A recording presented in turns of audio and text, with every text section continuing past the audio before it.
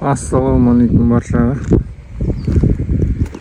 Алдыңғы күн мына жерге КамАЗ кіретіндей қылып заезд істеген едік. Кейін қате кетті, заезд дұрыс болмады.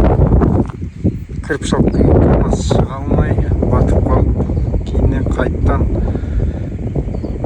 3 КамАЗ мына жерге тас төсетіп, осылайынан заезд істедік. Алдыңғы видеода көрсеңіздер болады, заезд былай тік болды.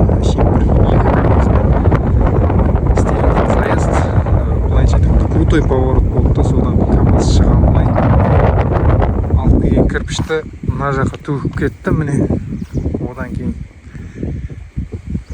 өретін жігіттер маған келесі күні алып келген кірпішті мына бір стенаны өріп қойды уже. Енді бүгін тағы да КамАЗ келді, одан шықты ойланбай.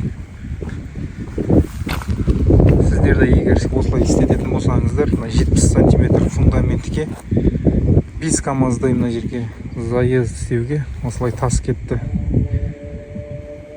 Одан кейін мына жерге тағы 3 КамАЗдай төктірттік.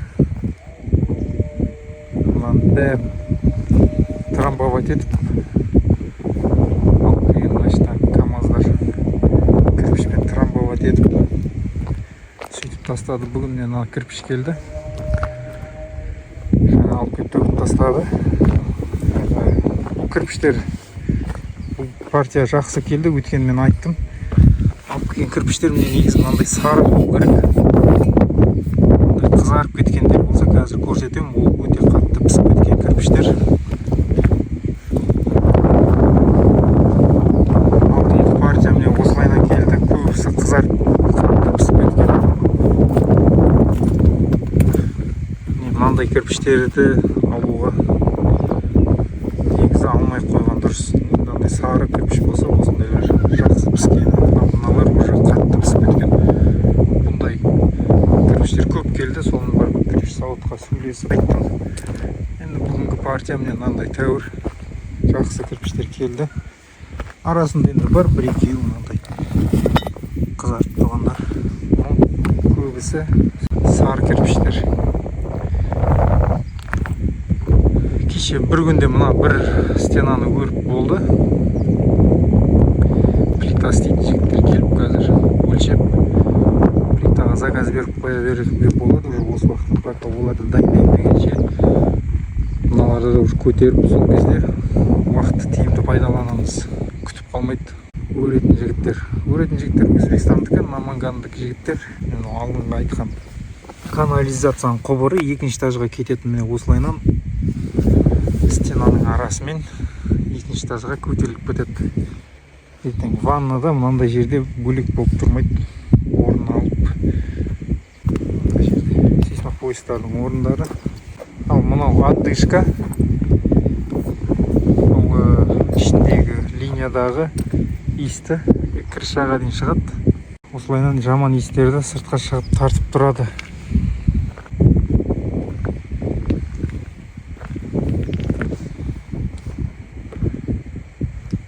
Жалпы бүгінгі дейінгі процесс осы. 2 күнде кешегі обедтен кейін бастадым мына жерді. Кешке дейін осылайынан көтеріп қойды.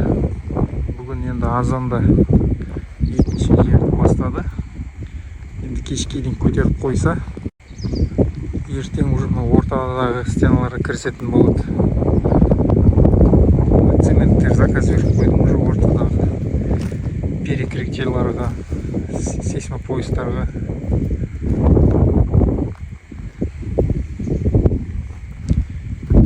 Су ағып тұр.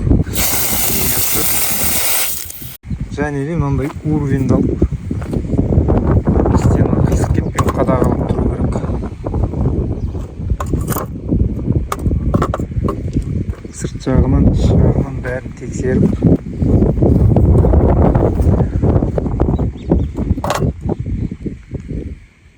көріп тұрғандай түзу стеналарды.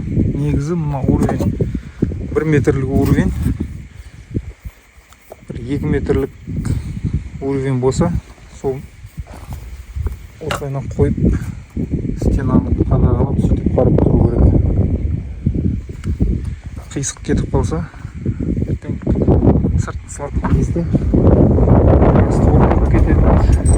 Екіншіден оны көп кеткеннен кейін ақшаңызда осылайынан көп кетеді. Сол себепті осындай уровень алып өріп жатқан кезде тексеріп тұрған дұрыс. Және де гидроуровеньнің көмегімен төрт кірпіштің уровеньін атады. Мына жақтан и келесіне олар бірдей шығып тұр, гидроуровень. Яғни мына фундаменттің уровені түзу деген сөз, қисайып кетпеген. Осындай нюанстар бар. Осылардың бәрін қадағалап сөйтіп тұру керек. Бүгін құрылыстың 6-шы күні. Көріп тұрғандарыңыздай үйдің бірінші этаждың 70% қалған бітті. Осы этапқа дейін 24 000 кірпіш кетті. Мына екеуін есептегенде бұлар әлі қаланады. Мына жерлерге алдына кірпіш проблема болып жатыр.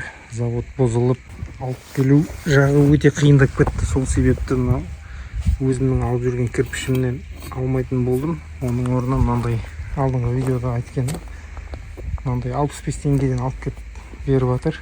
Кірпішті қалай алу керек, соның бәрін келесі видеода бір видео түсіріп, сол кезде бәрін айтып кететін боламын. Кеше кірпіш келмей қалып, мына перемычкаларды құйып кетті. Бәрі уровеньмен тұр.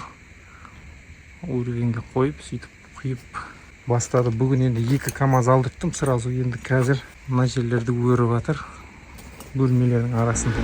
Терезенің үстіндегі перемычка 3-4 терезені құйды. Кеше ковидтен кейін кірпіш бітіп қалды да. Сонымен осыны құйып жатыр. Қазір енді мына жерлерді өріп бітірсе, сонымен мына үйдің алдыңғы жағын өруге кіріседі. Материалдардың бағасын салыстырсақ, фундамент құйған жылды 1,5 жыл алдын фундаментті құйсам, сол кездегі материалдың бағасын ол келесі видеода түсіндіретін боламын. Барлығын қаншаға қымбаттағанын. Әзірше жұмыс барысы міне осылай болып жатыр. Мұның залымыз біздің.